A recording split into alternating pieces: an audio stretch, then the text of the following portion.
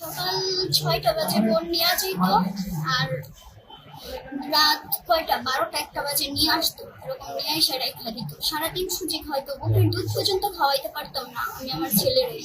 শুনানিতে বিচারক বিস্ময় প্রকাশ করেন। তিনি বলেন, প্রথম দিন জুইকে দেখে বিশ্বাসই হয়নি তার সন্তান রয়েছে, কারণ জুই নিজেও তো একটি শিশু।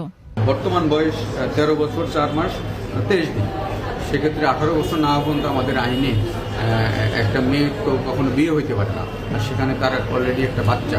এখন এই শিশু এবং এই বাচ্চা দুজনের দায়িত্ব এখন কে নেবে, এটাই এখন দেখার বিষয়। চলে যাওয়ার পরে কিছুদিন পরে আবার আসতো, আসার পরে এফিডেভিটের মাধ্যমে আবার বিয়ে হয়েছে।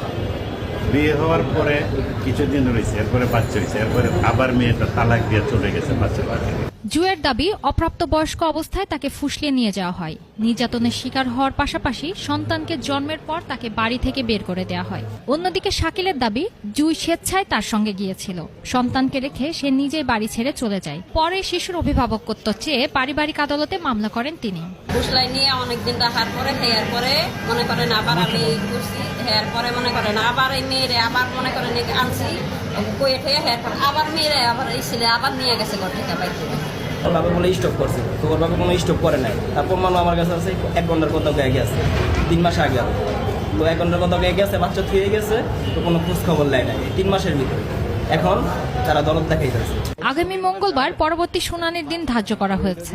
ওর মা সকাল ৬টা বাজে বোন নিয়ে যেত, আর রাত কয়টা ১২টা ১টা বাজে নিয়ে আসতো। এরকম নিয়ে এসে রেখা দিত। সারাদিন সুজি খাওয়াইতো, বুকের দুধ পর্যন্ত খাওয়াইতে পারতাম না আমি।